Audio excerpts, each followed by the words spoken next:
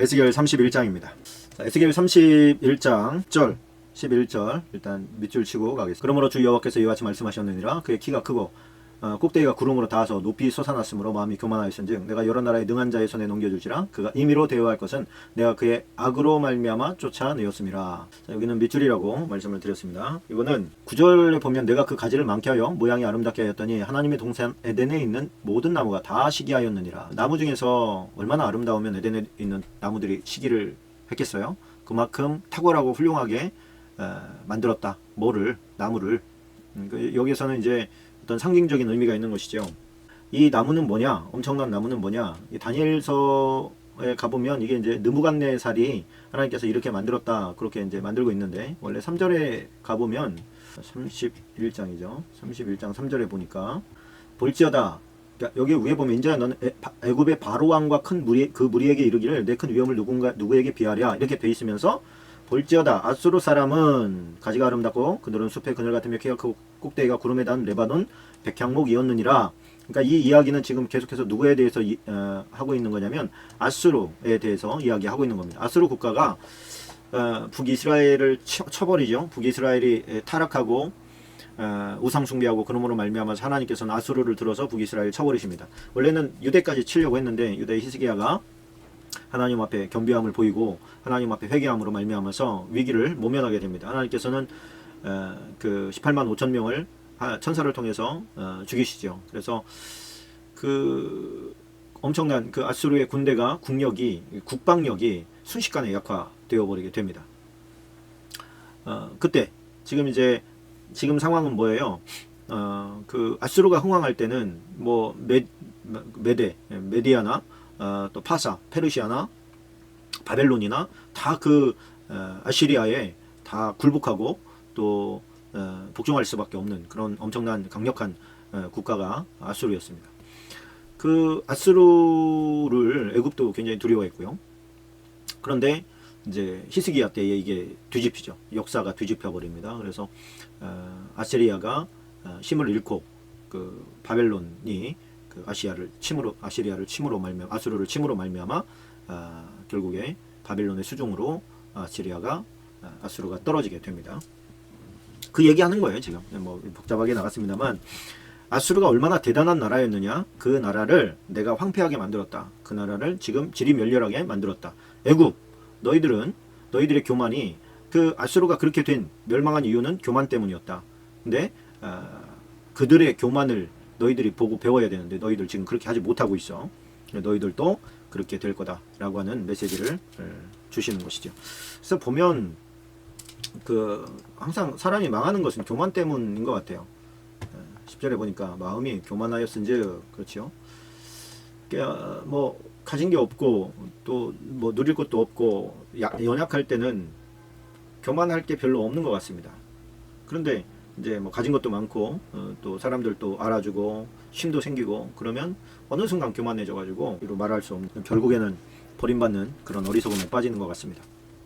여기서 말하는 이 무성한 하늘 끝까지 낳은 그 이제 나무 그게 뭡니까? 느부갓네살 왕의 꿈을 다니엘이 해석해 줄 때에 나왔던 장면이죠. 자, 18절에 박스입니다. 18절로 가십시다. 18절에 보니까 너희 영광과 위대함이 여호와의 말씀이니라. 박스 표시를 하시기 바랍니다. 너희 영광과 위대함이 에덴의 나무들 중에서 어떤 것과 같은고? 그러나 내가 에덴의 나무들과 함께 지하에 내려갈 것이요 거기서 할례를 받지 못하고 칼에 죽임을 당한 자 가운데 누우리라. 이들은 바로와 그의 모든 군대니라. 주 여호와의 말씀이니라 하라. 자, 여기에 보면 하나의 힌트가 나옵니다. 그죠? 에덴의 나무와 함께 지하에 내려갈 것이다. 그러니까 에덴이 어떤 그 지각 변동의 시기가 있었지 않습니까? 그때 땅속으로 가라앉은 걸로 그렇게 봅니다. 그래서 뭐 에덴이 어디냐 그래가지고 열심히 지금 찾아봐야 별 의미가 없습니다. 성경대로 하자면은 세계 지도를 놓고 봤을 때 아프리카의 북단인 이디오피아가 이렇게 그 붙어 있었잖아요. 그 이디오피아 쪽으로 강줄기가 흘러가야 되는데 그 에덴에서 발원한 그 4개의 강줄기가 흘러가야 되는데 유프라데스와 티그리스는 있는데 남쪽으로 발원해야 되는 그 뭐라 그럴까요? 2개의 강이 없어요. 그건 뭐냐면 그 가운데에 강물이 흘러야 되는 그곳이 지금 바다에 잠겨 있다고. 전 이거는 저 개인적으로 보는 겁니다. 그래서 그 안쪽에 지금 잠겨 있다 이렇게 생각했는데, 저도 오늘 말씀을 보다 보니까 에덴이 나무들과 함께 지하에 내려갔다, 잠겼다, 땅속에 잠겼다, 그런 얘기지요. 이거는 이제 아수르 멸망에 대비된 애굽의 심판에 대한 메시지입니다. 너네들 아수르처럼 너네들도 망하게 될 거야. 지금 그러니까 에스겔은 지금 바벨론에 있는 거 아닙니까? 바벨론에서 예언을 하는 거잖아요. 이때는 아직 애굽이 망하기 전인 거예요. 이집트가 망하기 전이라서 이 얘기는 예언적인 의미가 있는 것입니다. 자, 32장으로 넘어갑니다. 32장 11절 12절 박스입니다. 자, 주 여호와께서 무리를 멸하리로다. 여기까지 박스 처리를 하시면 되겠습니다. 주 여호와께서 이같이 말씀하셨느니라. 바벨론 왕의 칼이 내게 오리로다. 나는 내 무리가 용사하고 모든 나라의 무서운 자들의 칼에 엎드러지게 할 것이며 그들이 애굽의 교만을 패하며 그 모든 무리를 멸하리로다. 그러니까 하나님께서는 언젠가 너희들이 망할 거야, 뭐 이렇게 두리뭉실하게 얘기하지 않고 바벨론이 너희를 멸망시킬 거야, 이렇게 정확하게 말씀을 하십니다. 그러면 지혜로운 사람 같으면 이 메시지를 뭐 지금 바벨론에 있는 거니까 애굽에 있는 사람들이 들을 리가 조금 만무하잖아요. 그러나 이것이 이 메시지가 들려지고 있는 바벨론에 있는 유대인들은 그들이 의지하고 있었던 고향에서 애굽 이스라엘에서 의지하고 있었던 애굽이 바벨론에 의해서 망할 거다. 이게 참 믿어지지가 않는 거잖아요. 세계 지도를 잠깐 한번 보실까요? 자, 여기 보니까 여기가 가나안 아닙니까? 여기가 예루살렘입니다. 그러면 지금 바벨론이 여기란 말이에요. 바벨론이 여기면 이 근처 어딘가에 지금 그 에스겔이 있는 거 아니겠습니까? 근데 여기가 애굽이에요. 여기가 애굽. 그리고 여기서부터 여기까지는 엄청난 거리죠. 그런데 여기서 지금 포로로 끌려와서 여기에서 예언을 하면서 뭐라고 하냐면, 너희가 이 예루살렘에서 의지하고 있었던 이 애굽 바벨론이 가서, 여기는 아라비아 사막 아닙니까? 바벨론이 내려가 가지고 애굽을 집어삼킬 거다, 이 얘기를 하는 거예요. 그러니까 어떻게 보면은 이게 참 믿어지지 않는 이야기거든요. 이때까지만 해도 그 애굽의 힘이 엄청났기 때문에 거기에 바벨론이 힘이 세다 하지만 애굽을 이길까? 이런 어떤 아주 쟁쟁한 엄청난 두 개의 파워였던 거예요. 근데 하나님께서는 바벨론 왕의 칼에 의해서 애굽이 망한다, 그렇게 정확하게 예언을 해주고 있습니다. 만약에 지금 이렇게 예언을 하는 걸 봐서는 애굽이 지금 망하기 전이라는 얘기고, 애굽이 망하기 전이라는 얘기는 지금 3차 포로가 지금 생기기 전이라는 얘기예요. 첫 번째 포로, 두 번째 포로, 지금 에스겔이 두 번째 포로 때 잡혀온 거 아닙니까? 잡혀와서 5년 후에 기록한 거기 때문에 지금 아직 북이스라엘은 아직 망하기 전이 아니겠는가, 이렇게 보는 거예요. 그 망하고 나서 그들이 애굽을 의지해서 애굽으로 내려가잖아요. 그때 그 예레미야는 하나님의 말씀을 받아서 애굽으로 가면 안 된다. 그 애굽까지도 하나님께서 와서 치신다고 하셨다. 바벨론을 들어서 그렇게 가면 안 된다. 이런 예언을 이제 했던 장면이 나오죠. 그러면은 바벨론에 있던 사람들은 만약에 에스겔의 그 메시지를 제대로 들은 사람이라고 한다면 애굽이 망하겠구나라고 하는 것을 알고 있었다는 얘기가 되겠습니다. 자, 뭐 읽어가는데 거기까지 신경이 갈지 안 갈지 모르겠습니다. 여러분들이 열심히 써놓으면 가겠죠, 신경이. 자, 33장으로 가겠습니다. 33장 1절로 4절까지입니다. 1절로 4절까지 박스입니다.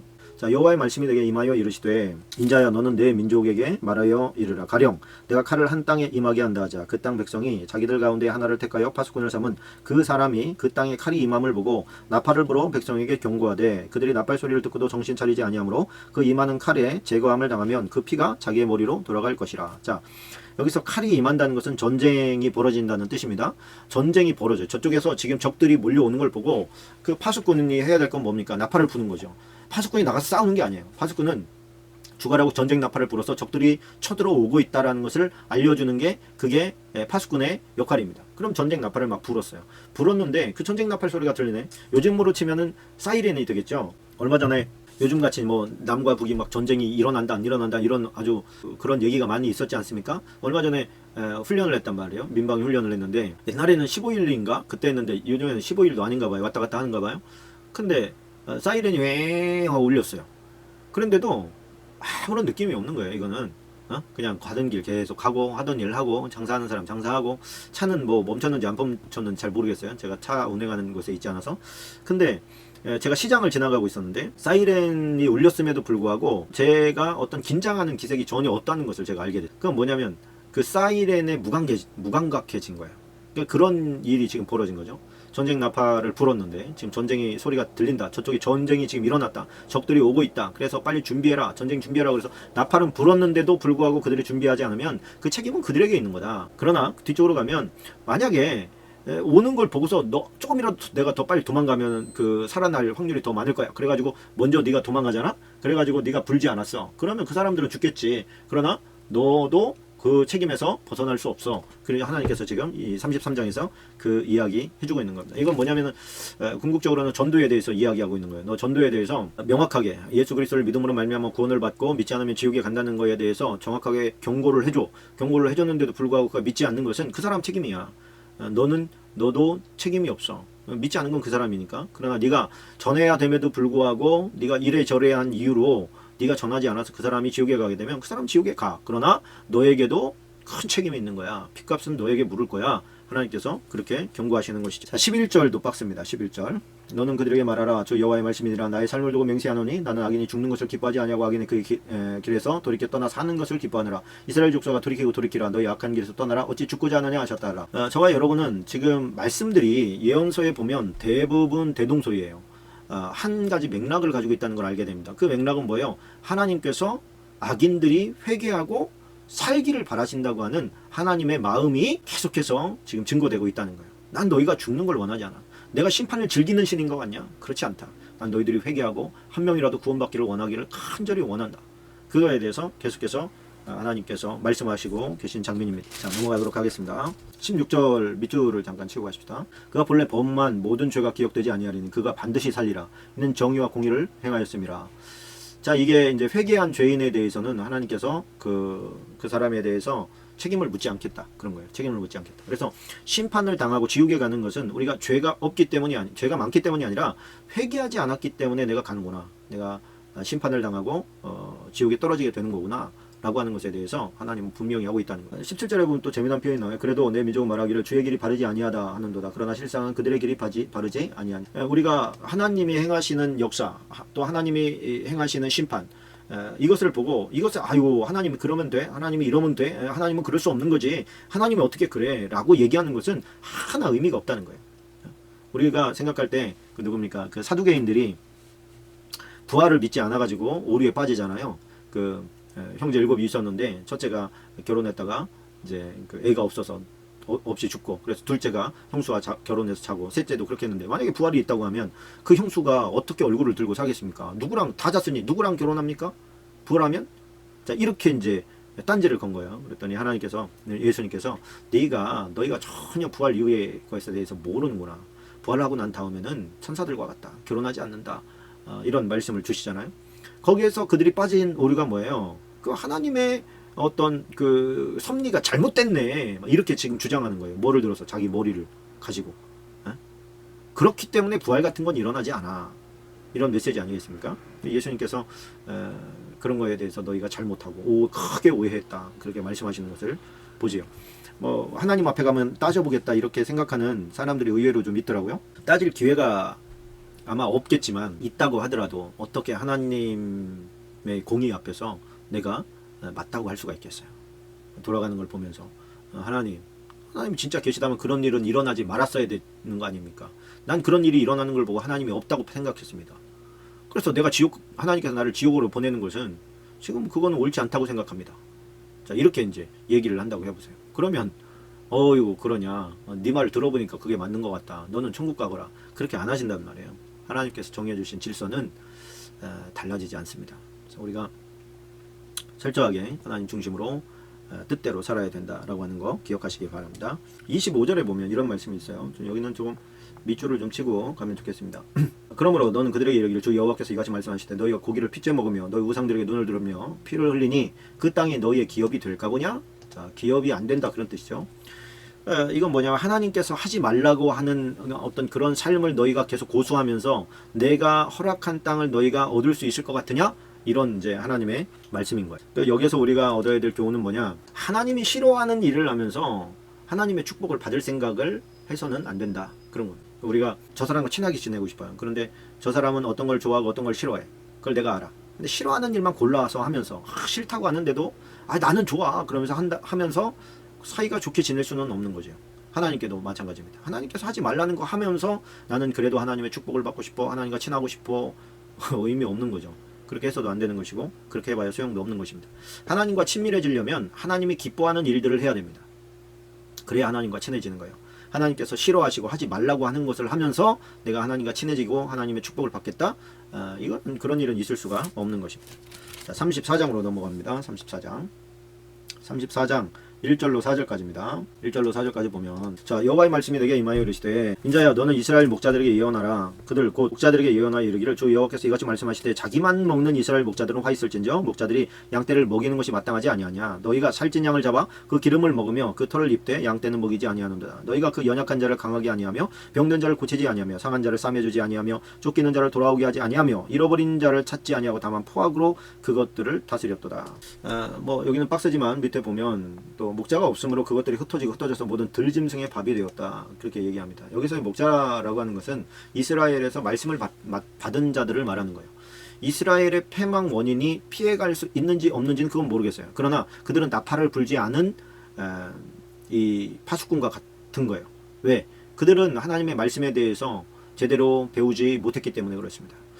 가르쳐야 되는 책임이 있는 거죠. 뭐 에스겔이나 뭐 또 그 예레미야처럼 하나님의 말씀을 아무리 전해도 듣지 않는 거야 어쩔 수가 없지요. 그러나 그것이 어떻게 에스겔이나 예레미야에게만 해당된 거예요. 대제사장, 서기관, 또 이 그 성전에서 일하는 레위인들, 이 사람들 하나님의 말씀을 알고 있는 사람들이 열심히 그걸 배워서 가르쳐야 될 책임이 있었잖아요.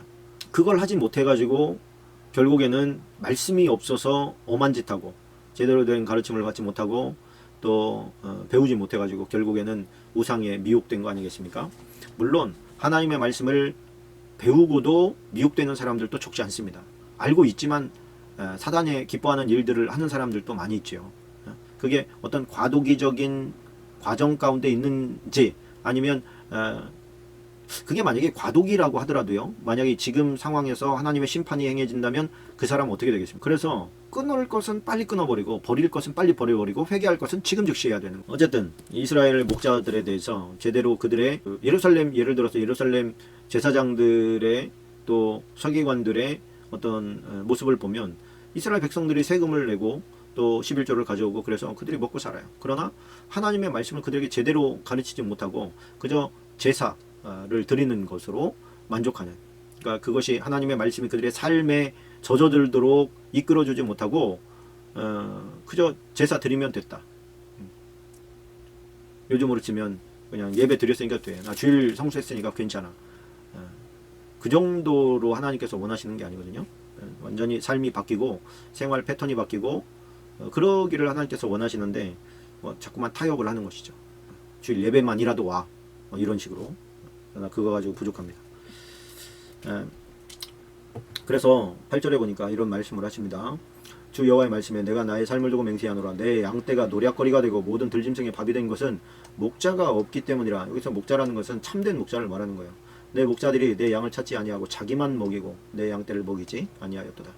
자기 살 궁리만 하고 자기가 벗어날 길만 생각하고 먹고 살 것만 생각하다 보니까 그들에게 부여된 사명은 제쳐놓고 먹고 살기 위해서 다 내려놓아 버리는 이런 어리석음을 하나님께서 보시고 참 책망하시는 장면이죠. 자, 그 34장 18절 19절 좀 밑줄 치고 가면 좋을 것 같습니다. 자, 너희가 좋은 꿀을 먹는 것을 작은 일로 여기느냐? 어찌하여 남은 꿀을 발로 밟았느냐? 너희가 맑은 물을 마시는 것을 작은 일로 여기느냐? 어찌하여 남은 물을 발로 더럽혔느냐? 너희 양은 너희 발로 밟은 것을 먹으며 너희 발로 더럽힌 것을 마시는도다. 자, 광야에서 맑은 물과 좋은 꿀을 얻기는 힘든 일입니다. 그래서 흐르는 이런 물이 많지 않기 때문에 주로 이제 고인 물들, 아직 증발되지 않은 그런 물들도 먹어야 될 때가 많습니다. 그런데 그냥 주변에서 이렇게 조용히 먹으면 좋지요. 근데 그 웅덩이인데 거기 들어가서 막 이렇게 막 휘저어 놓으면 그 뒤에 사람은 어떻게 먹겠습니까? 또 좋은 풀밭을 발견했는데 이 풀밭을 막 진이겨 다 버려요. 그렇게 되면 다음 사람이 어떻게 그것을 또 먹을 수가 있겠어요? 양들이 먹을 수가 없게 되는 것이죠. 좋은 꿀과 좋은 시냇물 또 좋은 웅덩이 물을 발견했을 때는 다음 사람을 위해서 조심스럽게 감사함으로 사용을 해야 되는 그런 책임과 의무가 있는 것이죠. 다음 세대를 생각하지 않은 것, 다음 사람을 생각하지 않은 것도 하나님 앞에서 범죄함이라는 거예요. 우리가 신앙생활을 하는데 애들이 많이 없습니다. 요즘에 교회에 애들이 많이 없어요. 애들 찾아보기가 참 쉽지 않아요. 애들이 얼마 없고 또 얼마 없는 이유는 뭐냐면 키우기가 너무 힘들고 고생스럽다는 이유. 또 애 키우다가 인생 다 버리지 말고 애 그냥 한 명 낳아가지고 같이 좋은 거 먹고 여행 다니면서 그렇게 살면 되지 뭘 그렇게 많이 낳아야 되냐 뭐 이런 생각들, 그런 생각들의 결과가 지금 모아져서 지금 뭐 남아도는 게 교실이에요. 아이들이 뭐 10개씩 막 되던 그 신입생 반이 초등학교 1학년 반이 지금 25명 뭐 이 정도 되는 2개 반, 3개 반 이렇게 줄어버렸어요. 이것은 양들을 통해서 다음 세대를 위한 준비를 또 배려를 해놔라 이런 뜻이거든요. 다음 세대를 위한 배려. 그게 이제 우리의 상황 가운데서 그게 어떤 것이 되겠습니까? 청소년들, 뭐 청년들, 청소년들, 또 주일학교 아이들, 그들을 향한 교회 시스템의 어떤 배려죠. 적용을 하자면 그렇게 저는 적용을 하고 싶습니다.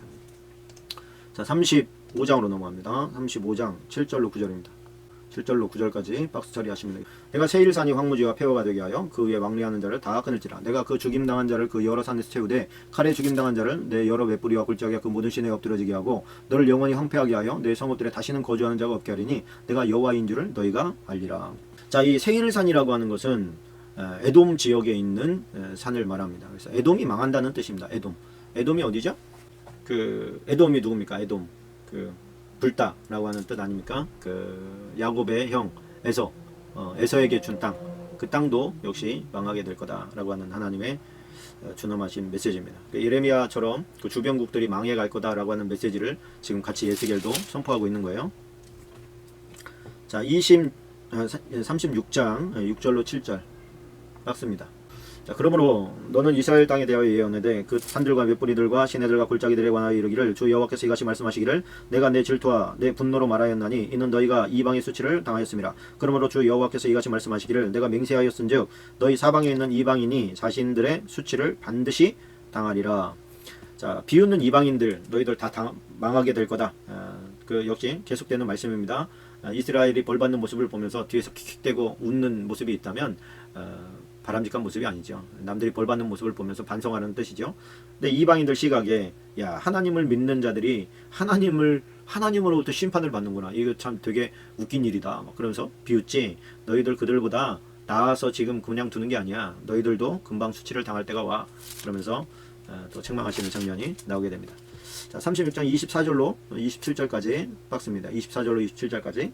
자, 내가 너희를 여러 나라 가운데 인도하여 내고 여러 민족 가운데서 모아 데리고 고국 땅에 들어가서 맑은 물을 너희에게 뿌려서 너희를 정결하게 하되 곧 너희 모든 더러운 것에서와 모든 우상 숭배에서 너희를 정결하게 할 것이며 또 새 영을 너희 속에 두고 새 마음을 너희에게 주되 너희 육신에서 굳은 마음을 제거하고 부드러운 마음을 줄 것이며 또 내 영을 너희 속에 두어 너희로 내 율례를 행하게 하리니 너희가 내 규례를 지켜 행할지라. 이게 24절은 특별히 좀 다른 색깔로 이렇게 박스를 쳐면 좋습니다. 에스겔에서 가장 중요한 메시지예요. 에스겔에서의 핵심 중에 핵심이라고 보시면 됩니다. 뭐냐? 하나님께서 지금 여러 사방에 지금 유대인과 이스라엘 사람들이 다 흩어져 있잖아요. 그 흩어지게 하신 분도 하나님이시고 다시 모을 분도 하나님이라는 거예요. 내가 그 여러 민족 가운데서 모아서 다시 너희들의 고국 땅으로 불러들일 거다. 그리고 너희를 깨끗하게 내가 정결하게 할 것이다. 크게 포로 귀환 때에 일어나긴 했지만 1948년 이후에 이스라엘이 독립되면서 그때부터 어떻게 보면 세계에서 자원에서 모이게 되죠.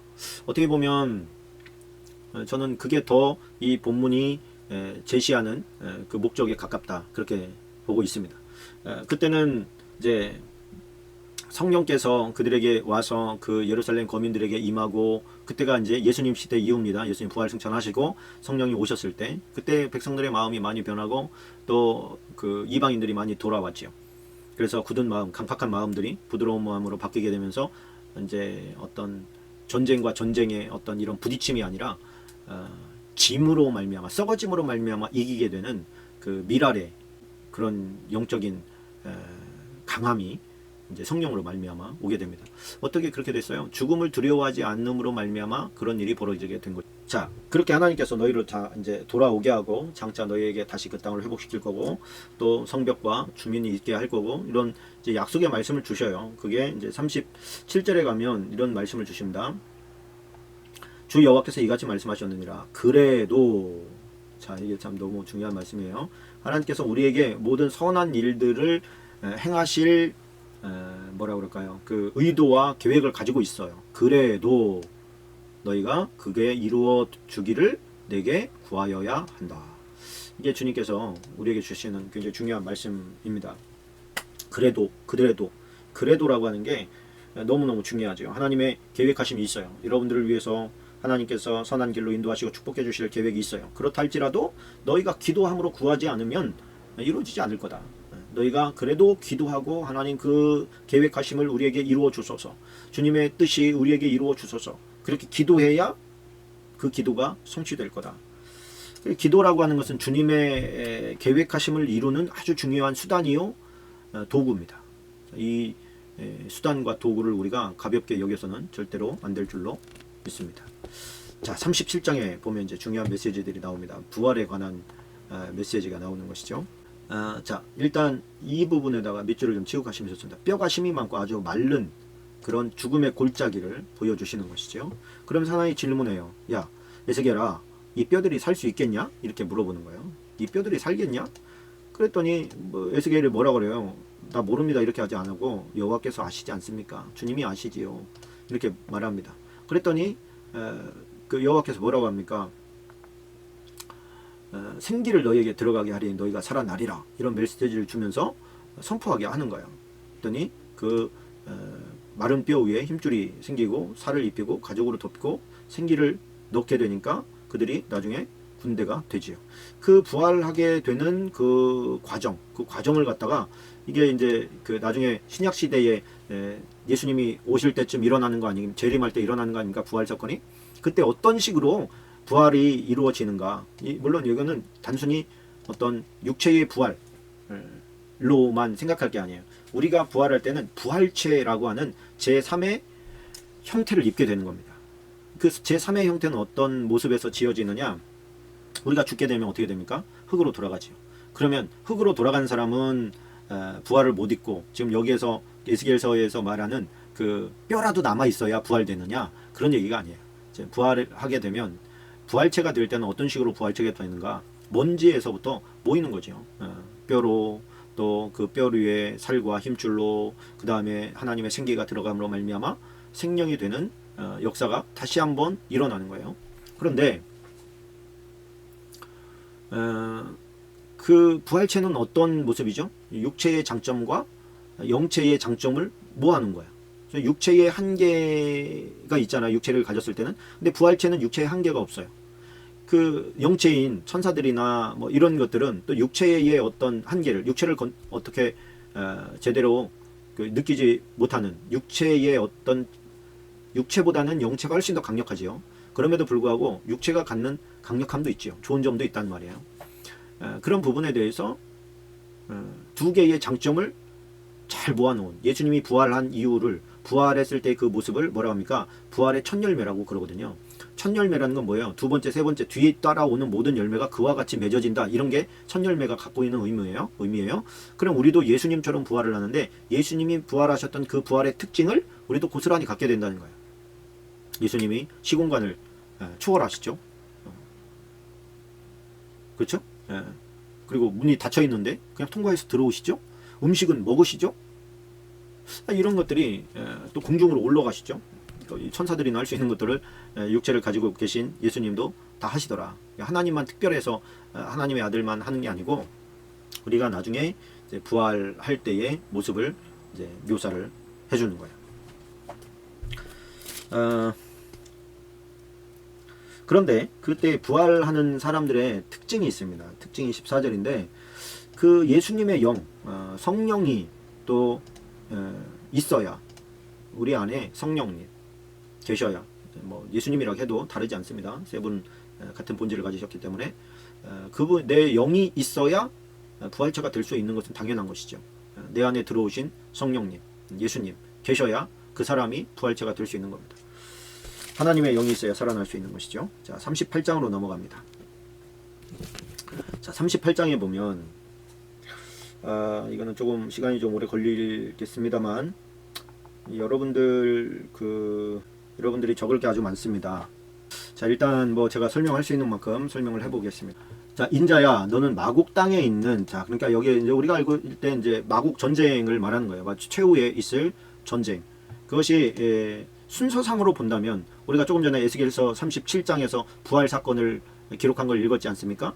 그러니까 이 전쟁이 부활 이후에 하는 전쟁으로 볼 수도 있어요. 그러나 또 한편으로는 우리가 이제 배웠지만은 꼭 순서대로 일어나는 건 아니지 않습니까? 일어났고 또 과거로 돌아가기도 하고 또 미래로 다시 돌아오기도 하고 이런 것이 에스겔서에서도 역시 같이 보여요. 그 예레미야서와 마찬가지로 그렇게 볼 때 그렇게 해놓음으로 말미암아서 하나님께서 언제 정확히 이런 일을 하는지를 약간 좀 감춰 놓으신 거 아닐까 그런 생각을 하게 됩니다. 그러나 어떤 사건들을 볼 때 우리가 때가 거의 다 됐나 보다 이런 이제 감은 잡을 수 있는 것이죠. 자, 일단은 이렇게 하십니다. 8절 9절을 좀 박스를 좀 쳐놓으시죠. 자, 여러 날 후 곧 말년에 내가 명령을 받고 그 땅 곧 오래 황폐하였던 이스라엘 산에 이르리니 그 땅 백성은 칼이 벗어나서 여러 나라에 모여 들어오며 이방에서 나와 다 평안히 거주하는 중이라. 내가 올라오되 너와 내 모든 때와 너와 함께한 많은 백성이 광풍같이 이루고 구름같이 땅을 덮으리라. 자, 이게 이제 그 앞에서부터 이제 제가 읽으면서 인자야, 너는 마국 땅에 있는 로스와 메섹과 두발 왕 곧 고게게로 얼굴을 향하고 그에게 예언하여 이르기를. 자, 그러니까 마곡과 로스, 메섹, 두발 이 나라들은 연합군입니다. 연합군이에요. 연합군. 마곡 땅이라고 하는 것은 러시아를 말합니다. 러시아. 이 러시아를 주축으로 한 연합군의 왕이 곡이에요. 곡. 그래서 곡과 마곡 전쟁 그렇게 표현하는 것은 엄밀히 말하면 잘못된 겁니다. 왜 그러냐면 곡은 나라가 아니라 왕의 이름이에요. 그 마곡 땅의 왕의 이름을 곡이라고 그래요. 연합군의 대장을. 그래서 그 곡에게 예언을 해라. 뭐라고? 이거는 이제 그러니까 지금 그 이스라엘을 치기 위해서 연합군이 마련이 준비가 되어지는데 그 연합군이 참고해야 될 메시지다. 그런 거예요. 그러니까 앞으로 일어날 전쟁 아닙니까? 앞으로 일어날 전쟁인데 그 앞으로 일어날 전쟁의 사령관이 이 얘기를 들어야 되는 거예요. 지금 이 예언을. 로스와 메섹과 두발왕 고가 내가 너를 대적하여 너를 돌이켜 갈고리로 내 아가리를 꿰고 너와 말과 기마병 곧 내 온 군대를 끌어내되 완전한 갑옷을 입고 큰 방패와 작은 방패를 가지며 칼을 잡은 큰 무리와 그들과 함께한 방패와 투구를 갖춘 바사와 구스와 붓과 고멜과 그 모든 떼와 북쪽의 끝에 도갈마 족속과 그 모든 떼 곧 많은 백성의 무리를 너와 함께 끌어내리라. 너는 스스로 예비하되 너와 내게 모인 무리들이 다 스스로 예비하고 너는 그들의 우두머리가 될지어다. 그러니까 엄청난 그 연합군의 이 얘네가 지금 다 뭐냐면 이스라엘을 중심으로 해서 이스라엘의 삼지 사방의 모든 나라들 밑에 지금 구스라고 하는 것은 아프리카 북단 아닙니까? 그러니까 아프리카 북단에 있는 뭐 이집트, 뭐 구스, 뭐 바벨론, 아수르 그런 땅이죠. 그런 땅의 옛 지명의 이름인 거예요. 그러니까 그들이 다 그들의 총 우두머리가 곡이에요. 그리고서 이제 전쟁이 벌어지는데 아까 뭐라고 그랬어요? 하나님께서 내가 어디 있습니까? 내가 너를 대적한다. 그러니까 이 얘기가 뭐예요? 하나님께서 그 연합군을 대적한다는 뜻이에요. 하나님과 연합군이 대적하면 누가 이기겠습니까? 그러니까 하나님께서는 이스라엘 편이 되어주겠다는 거예요. 한마디로. 제가 요걸 가지고 예전에 한번 설교를 할 때 우리 성도들도 이거를 조금 힘들어하는 것을 봤어요. 이게 설명회가 쉽지 않고 제가 조금 다시 요거를 설명을 좀 하고 넘어가십시다. 뭐 이해를 하든 말든 아유. 자, 세계지도가 필요하겠네요, 그죠?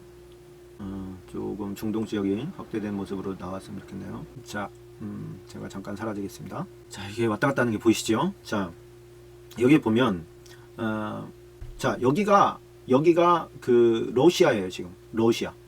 여기가 러시아고 여기가 카스피해입니다. 여기가 흑해입니다.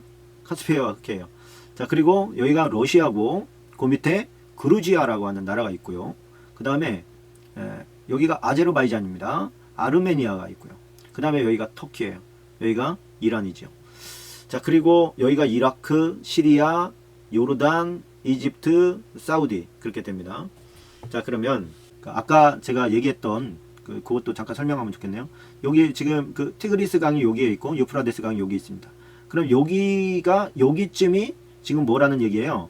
여기쯤이 어떤 에덴의 흔적을 찾아볼 수 있는 곳이라는 것이. 여기에서부터 이렇게 또 강줄기가 흘러나갔어야 되는데 여기서 그냥 여기가 바다 페르시아 만이 되면서 사라져 버린 것이죠.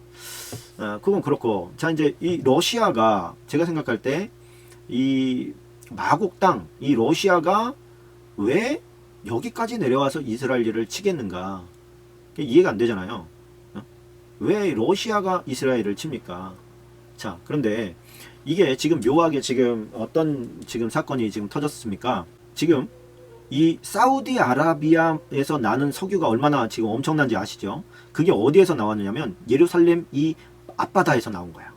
그러니까 이 앞바다에서 나왔으니 이것은 이스라엘 거란 말입니다.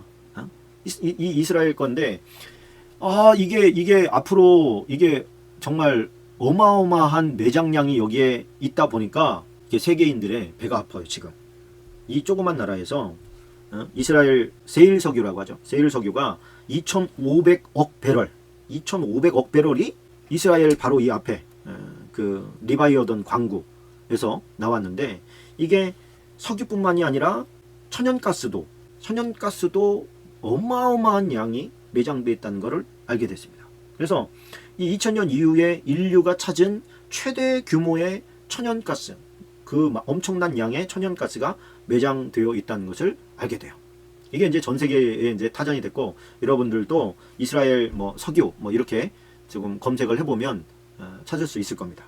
그래서 지금 이게 지금 뭐 때문에 지금 일이 이상하게 꼬여가느냐면 IS 때문에 그렇습니다. IS 때문에. 여기에 지금 여기가 지중해 아닙니까? 지중해에 지금 뭐가 와 있냐면 소련의 군함이 와 있어요.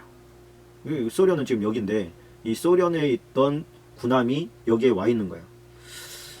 그러면 왜 지금 여기에 소련의 군함이 와 있느냐?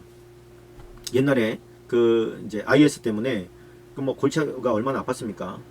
근데 시리아에서 지금 누굽니까? IS가 지금 뭐 활동하고, 그런데 얘네들 어떻게 처리를 하는 것 때문에 골치가 아픈 거예요. 그 전에는 뭐 이라크도, 이란도 지금 이스라엘에 대해서 감정이 좋지 않지요.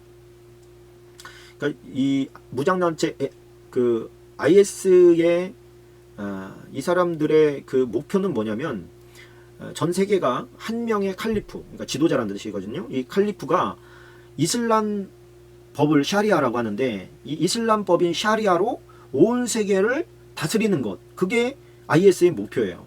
그러니까 전 세계를 하나의 이슬람 국가로 만드는 것, 그게 이제 IS의 목표인데, 이란이 이제 이스라엘과 미국을 불바다로 만들어 버리겠다. 그래가지고 핵무기를 개발하다가 이 핵무기를 뭐 미국이 이스라엘이 먼저 가가지고 지금 만들고 있는 그런 시설들을 지금 폭탄을 떨어뜨리냐 마느냐 막 그런 얘기가 지금 많이 있었지 않습니까? 그러다가 IS 등극하면서 이란이 슬쩍 내려놔요. 그리고 이 IS가 또 이란과 골치 아프게 됐지 않았습니까? 그러다 보니까 이라크와 이란과 러시아가 그리고 시리아까지 동맹국이 됩니다. 이게 2015년 10월 11일입니다. 자, 지금 보세요. 시리아, 이라크, 이란, 그 다음에 러시아. 그러면서 얘네가 이란이 핵무기를 만드는 것을 포기합니다. 왜 그러냐면 러시아가 핵무기가 일단 많잖아요. 엄청 많잖아요. 얘네가 동맹을 맺어버린 거예요. 그러면서 이 시리아에서 일어나고 있는 IS를 좀 어떻게 해결을 좀 해달라. 그래가지고 러시아의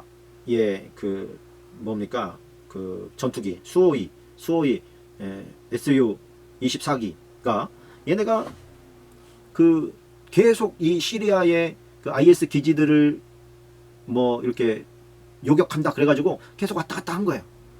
이라크에서도 가고. 그러니까 러시아 비행기가 와가지고 가는데 바로 앞에가 터키지 않습니까? 이 터키? 이 터키의 용공을 7초 정도 이렇게 침범을 합니다. 그러다 보니까 터키가 자기네 땅에 막 들어온단 말이에요. 러시아의 비행기가. 그러다 보니까 미사일을 쐈어요. 그래가지고 2대 중에 한 대가 떨어지게 됩니다. 격추당하게 되는 것이죠.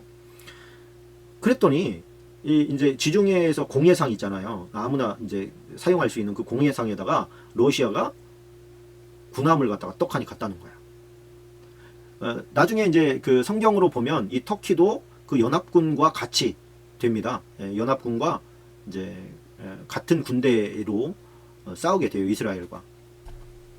그게 이제 소위 이제 마지막 전쟁이라고 하는 아마겟돈 전쟁이에요. 그 아마겟돈에서 전쟁이 벌어지고 그 아마겟돈에서 하나님께서 지금 간섭하셔서 엄청난 희생자가 나오게 될 것을 성경에 이미 기록을 하고 있죠. 그래서 나중에 이제 그 하나님께서 이스라엘 땅에서 아마겟돈 전쟁 가운데서 우리가 생각을 해보세요. 그 조그만 나라인데 그 조그만 나라지만 핵무기는 이스라엘 50개 이상 가지고 있거든요. 그런데 그 조그만 나라를 먹겠다고 러시아가 덤빌 게 없었어요. 그동안은. 그런데 사우디아라비아에 있는 석유와 지금 뭐 전 세계가 엄청난 그 소진을 해도 뭐 앞으로 뭐 얼마나 더 천연가스를 뗄지 알지 못하는 엄청난 그런 그 천연가스가 예루살렘 앞에서 이스라엘 앞에서 나왔단 말이에요. 그러면 욕심낼만 하잖아요. 이거를 주변 국가가 다 나눠 먹어도 다 같이 써도 엄청난 거예요. 이스라엘에서는 처음에 이게 발견되고 나서는 기분이 굉장히 좋았어요. 제가 왜 이거에 지금 포인트를 지금 맞춰서 얘기를 하느냐면 이스라엘과 주변 국가의 전쟁이 벌어지려면 전쟁할 때는 어떤 이익이 있어야 돼요. 어떤 이익이 있어야 된단 말이에요. 근데 그 이익이라는 게 뭘까? 이전에는 알 수가 없었지만 지금은 그렇다면 연합군이 될 만하지. 이유는 만들면 되는 거예요. 뭐 제3성전이 세워지겠죠. 또 그 삼성전을 빌미로 해서 이란과 이라크가 만약에 시리아와 더불어서 이스라엘 치게 된다면 그러면 동맹국이잖아요. 러시아가. 그러면 마곡이 치고 내려올 수밖에 없어요. 그 연합군들의 그 대장이 되는 것이요. 러시아가. 그러나 이길 수 없는 전쟁이잖아요. 그러면 터키가 얼마나 대단한 군대고 러시아가 얼마나 대단한 군대입니까? 뭐 이란, 이라크야 조금 뒤로 밀린다고 하더라도. 그런데 어떻게 이기냐는 말이에요. 어떻게 이길까? 제가 연구하다가 나온 건데 하나님께서 기이한 방법으로 이기게 하신다니까요. 기이한 방법. 그래서 그 전쟁에서 죽은 시체를 어디에다가 계곡에다가 묻어요. 시체를 땅 파고 묻는 게 아니라 계곡에다 묻어. 그 군대가 2만만. 그러니까 한 2만만이면 어떻게 된 겁니까? 2억입니까? 우리 성경 공부 제 연구하기 좋아하시는 분들이 한번 해보세요. 검색을 할 때도 2만만으로 검색하시면 나옵니다. 2만만의 군대가 죽어. 그러니까 그 시체 처리하는 것만 해도 몇 개월이 걸리고요. 이길 수 없는 전쟁을 이기게 하십니다. 그게 이스라엘을 보호하시고 역사하시는 하나님의 섭리를 마지막으로 보여주는 하나님의 계획하심이죠. 물론 이거는 지금 뭐 어느 누구의 그 논고가 아니고 성경 연구하다 보니까 나온 거예요. 그러니까 틀릴 수도 있는 거예요. 그냥 우리가 참고만 하자. 그렇게 하고 저는 넘어가고 싶습니다. 뭐 따지고 싶은 것들이 좀 있을지 모르지만 그냥 주견이 생각이 그런가 보네. 그러고 그냥 넘어가면 돼요. 거기에서 뭐 그러면 당신이 그걸 왜 그렇게 말을 합니까? 그래도 연구에서 나온 건데 나누면 좋잖아. 그죠? 그냥 그 정도까지만 좀 생각을 하고 넘어갔으면 좋겠습니다. 자, 그 15절 16절도 좀 박스를 치고 가면 좋을 것 같습니다. 15절 16절.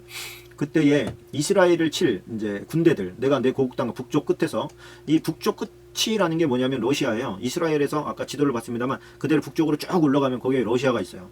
북쪽 끝에서 많은 백성 곧 다 말을 탄 큰 무리와 능한 군대와 함께 오되 구름이 땅을 덮음같이 내 백성 이스라엘을 치러 오리라.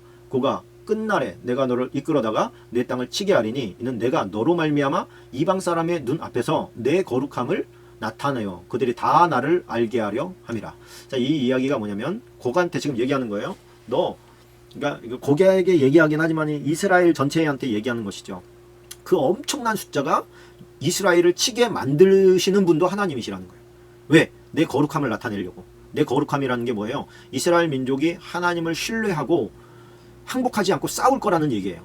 그러면 내가 그 전쟁을 이스라엘 편에서 다윗이 골리앗을 쓰러뜨린 것처럼 내가 너희 그 엄청난 군대를 섬멸할 거다. 그렇게 되면 전 지구적으로 하나님은 정말 살아계시고 거룩하신 분이다 라고 하는 것을 인정하게 될 거다. 그게 뭐 예전에 일어났던 6.1 전쟁이라고 생각할 수도 있습니다만 그때는 뭐 러시아가 들어가거나 그랬던 게 아니잖아요. 그래서 그때에 하나님께서 뭐 어떤 식으로 승리를 가져올 거냐, 우리가 좀 한번 그냥 성경에서 우리 힌트를 좀 얻자면 19절입니다. 그날에 큰 지진이 이스라엘 땅에 일어날 거예요. 이 지진은 이스라엘 백성들 죽이려고 일어나는 지진이 아니고 그 큰 군대가 왔을 때에 그 큰 군대를 멸하기 위해서 지진이 일어난다는 이야기입니다.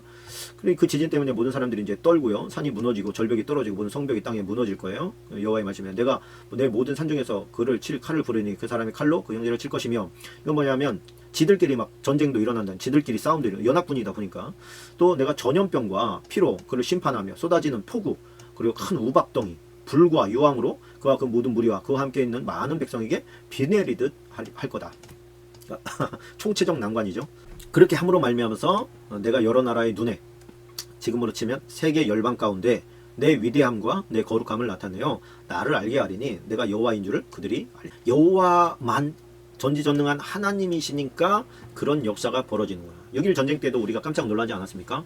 어떻게 저 조그만 나라가 저 엄청난 강대국들을 이길 수가 있느냐. 6일 만에 영토가 확 확장됐잖아요. 그때도 하나님께서 함께 하셨지요. 누굽니까? 그 모세 다얀 장군입니까? 우리에게는 너희가 알지 못한 무기가 있다. 뭐 주변 국가에서 궁금했지요. 공식 석상에서 그렇게 얘기하니까.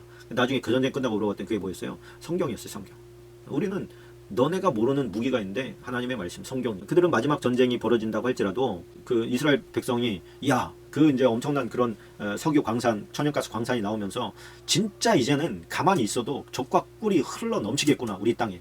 이렇게 이제 기대 만발하고 있는데 그거를 뭐 그냥 주겠습니까?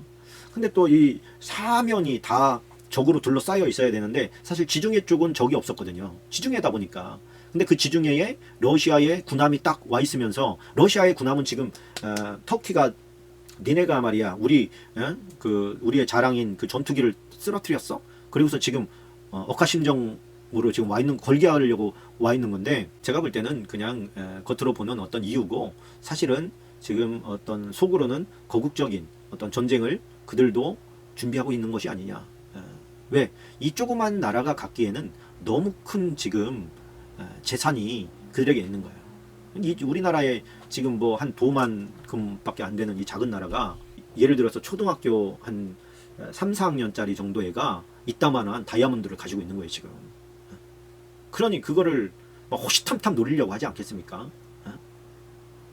붉은 빛깔이 도는 다이아몬드가 요만한 것도 아니고 이만한 걸 지금 가지고 있는 거예요. 그러니 이것을 보호하기 위해서는 지금 미국이나 이런 강대국의 좀 보호가 절실하게 필요하죠. 어떻게 돌아갈지 그거는 모릅니다. 그러나 우리가 읽은 대로 북쪽 끝에서부터 밀려 내려온다. 예루살렘에서 그대로 쭉 올라가면 모스크바가 나와요. 이거 참. 자, 그렇게 해서 어떻게 되느냐? 39장으로 넘어갑니다. 39장 1절로 5절까지입니다. 얘기하다 보니까 좀 많이 갔네요. 오늘 40장까지만 하도록 하겠습니다. 1절로 5절까지.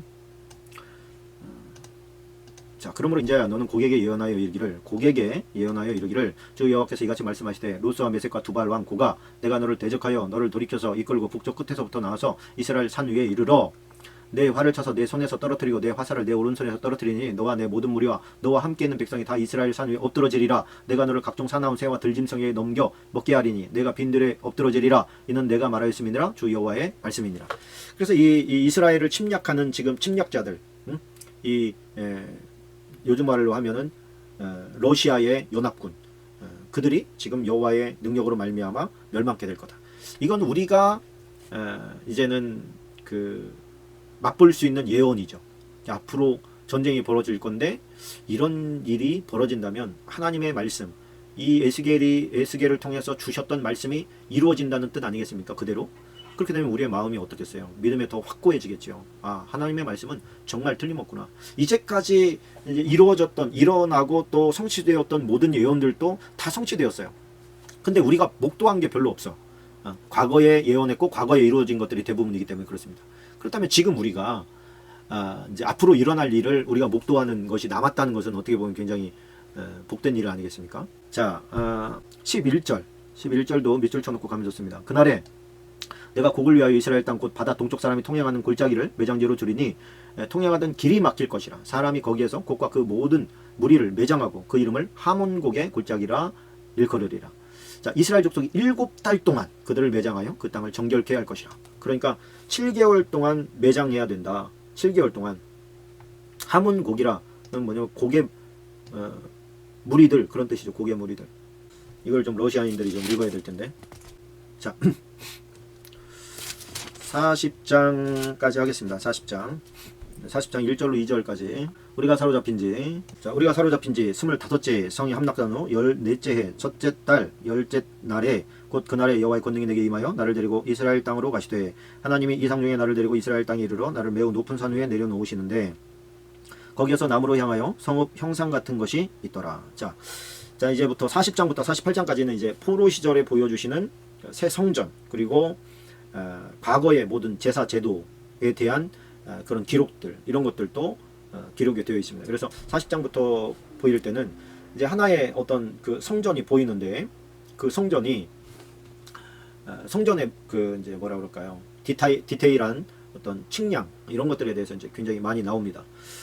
그래서 요거를 5절부터 이렇게 쭉 보면, 내가 먼저 바깥 사방으로 담이 있더라. 그 사람이 손에 측량한 장대를 잡았는데 그 길이가 팔꿈치에서 손가락에 이르고, 자 이게 팔꿈치에서 손가락 끝까지, 이게 한 규빗이라고 말합니다. 규빗, 한 규빗. 한 손바닥 너비가 더한 자로, 그러니까 한 손바닥 너비가 더해진 자.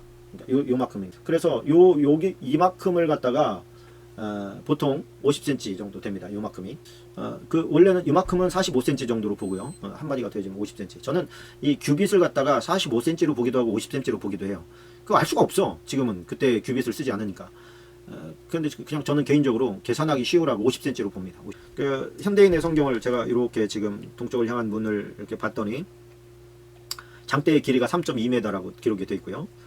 그 다음에 백척, 여러분 지금 써놓으라고 하는 거예요.